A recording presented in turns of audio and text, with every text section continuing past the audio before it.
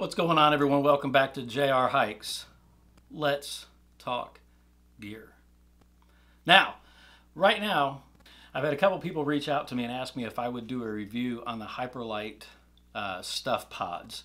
I wanted to make sure that I had some time with them. I wanted to make sure that I was actually keen on using them.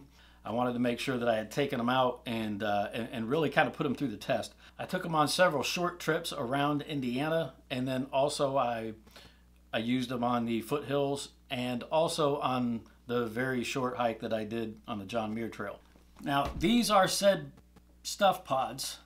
This one here is a small, and the small is typically what I put my clothes and such in. And then also this one here, which is the large. I put my sleep system in. These things are ridiculous in the amount of volume that are on the inside of these things, not to mention the fact that they're extremely light, on top of the fact that they're allegedly waterproof.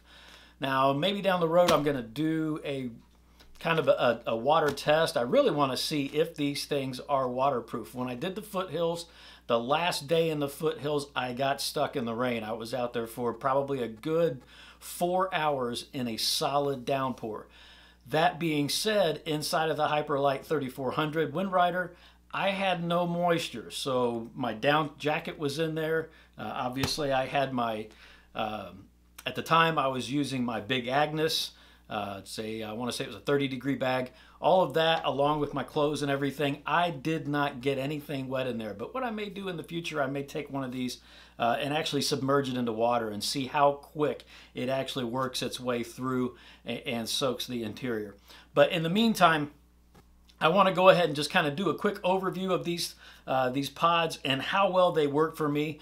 The great benefits and features of these things, because I'm impressed with how well they work in line with the Hyperlite pack. Obviously, they're made for the Hyperlite pack, but it is my understanding that they do work with other packs, such as the Z-Packs Arc, the Arc Hall, I believe, and some of the other kind of cottage company brands. You may even see them possibly working in an Osprey. I really haven't checked. I've got 2 other Osprey packs I haven't checked yet. But starting with the small. Now, these things, as far as, I'm putting this right in front of my face. The cool thing about these pods is they're made from DCF, which is Dyneema Composite Fabric, which used to be Cuban fiber. It is extremely, extremely durable, very high tensile strength, but ridiculously light. It does have the waterproof zipper, which is, like, allegedly that is what's keeping this thing waterproof. On the inside, it's actually seal taped. It does have a little area here where you can put your name, you know, these underwear belong to. This one is a small. Now the small basically works with the 2400 and the 3400 packs as far as volume on the inside, because obviously the dimensions are going to be a little bit different in the 4400. So the 24 and the 3400 work with these, and then obviously you'd have to go to a larger stuff pod in order to have that work with the 4400. They have their own little tabs on them. Look like just a nylon cord, and those nylon cords are basically there, so you can use these as a food bag. So you can hook a carabiner to that and hang that from a tree, obviously to keep your food up off the ground so that bears don't get to it and other critters. The great thing about it, this is, see if I can get the dimensions right, it is 6.5 inches deep, and then it is also 12.9 wide. So that is the identical size on the inside of the 3400 Wind Rider. And then these small pods are 4.5 inches tall, I believe. Now the large is the same dimensions this way and long, so it's still your 6'5" and then like 12.9, but it's 6'5" tall. So that's what I put my sleep system in. So real quick, let me open it up and give you an idea on what all I keep inside of my small Hyperlite stuff pod. And real quick, just to give you a heads up, I am not sponsored by Hyperlite mountain gear. These were not given to me. I bought these with my own money. This is not a paid promotion for Hyperlite. I am just, again, I am in love with Hyperlite products. So inside of this pod, right off the bat on top, I keep my Columbia knitted beanie, I guess you want to call it.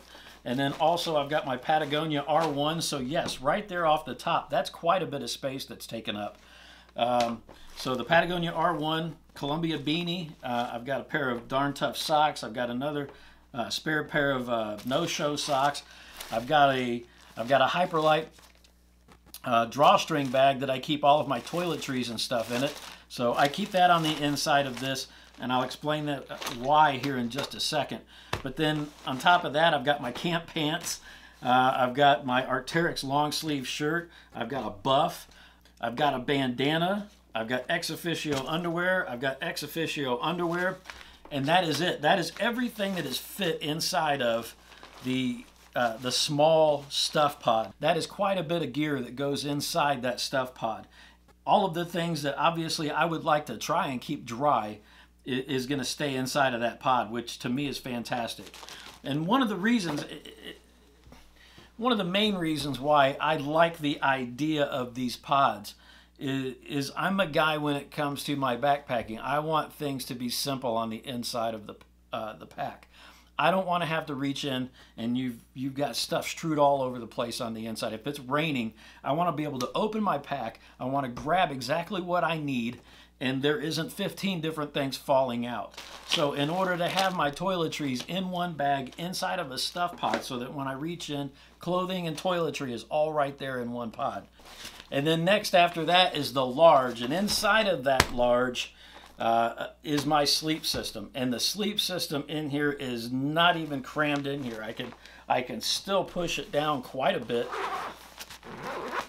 But inside of that is my Enlightened Equipment 20-degree Revelation.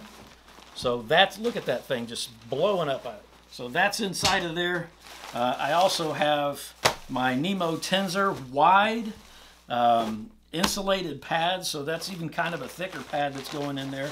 I've got my Outdoor Vitals ultralight stretch pillow that's in there, and then obviously the Nemo the blow-up sack. Everything that I need for my sleep system is inside of that pod.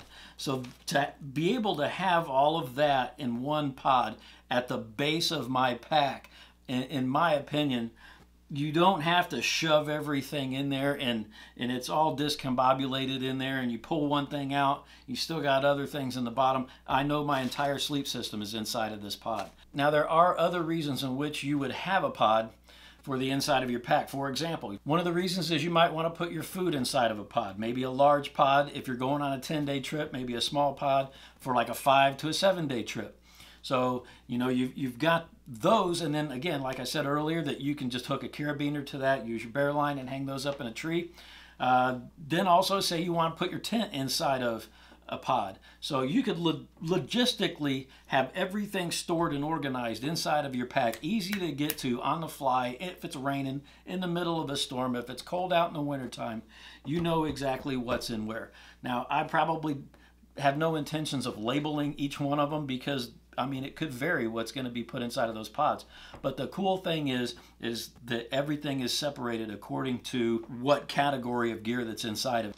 You'll see that the shape of the bottom of my pack is in the shape of a D, and that is the same shape as these stuff pods. So the cool thing is these things slide in there and they utilize every bit of space in the bottom of that pack. So there is no area of space that is unused. There's no volume that's unused. And as you stack them in, you're getting layers of storage in there and not wasting any space. You're not having to literally get in there and dig to find little tiny things, which to me is just absolutely fantastic. It keeps the pack in the same shape that it's designed to be. It carries easier, so it obviously makes it rest easier on your back, which to me is phenomenal on a little bit longer trips. Now I use the, I believe it's the large stuff sack with the drawstring by Hyperlite Mountain Gear to put my tent in it. And the reason why I like that is because I don't necessarily want this to be waterproof. I don't want this thing to hold in a bunch of moisture. Typically, if it does rain and I've got to put this thing inside of the stuff sack, I'd strap it to the top of my pack whenever I'm out hiking. After a rain, I put that thing on top of the pack, so that way no moisture is on the inside of the pack, and obviously later on you're going to hang it out and let it dry. Now, one of the reasons why I may or may not grab another one just for the simple fact of using it as a food bag is because I had Ben McMillan reach out to me from Hilltop Packs, and he asked me if I wanted a food bag with my logo printed on it. So I said, yeah, why not? So I have my own food bag with my own logo on it. Appreciate it, Hilltop Packs. I really appreciate it. Guys, if you're interested in any kind of ultralight pack, a cottage company, I am not paid for this whatsoever. This was just given to me as a gift from Ben. It is an extremely nice food bag. It has its own little carabiner loop for it, and you can print anything that you want in it. So obviously there's my jrhikes logo. Looks great. They did a fantastic job with it. It is an extremely durable bag, and on top of that it's DCF. So again, it's extremely lightweight. If you guys haven't checked out hilltoppacks.com, do so. Check it out. Ben at Hilltops, thank you so much. I really appreciate it. I enjoy using this thing. Again, it is a fantastic food bag.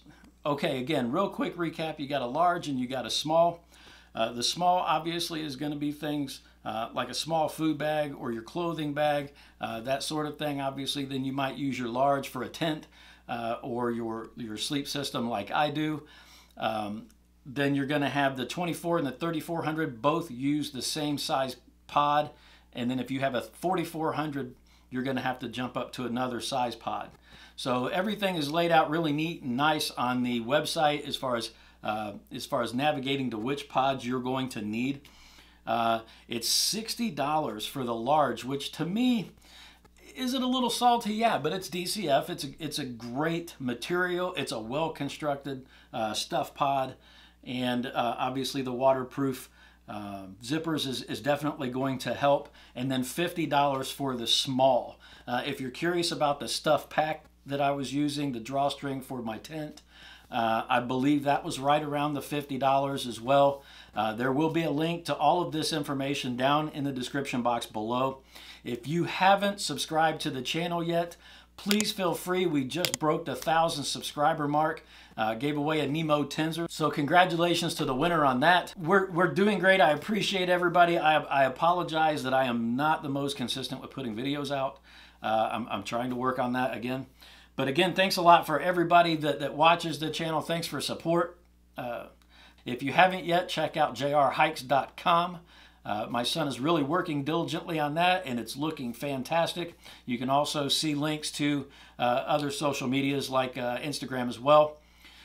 Thank you so much for watching. I hope this helps out. If it does and you found some value in the content, please go ahead and like this video. That helps the algorithm out, really helps me out. I greatly appreciate it. So until next time, guys, thanks a lot. We'll see you out on the trail. Have a good night.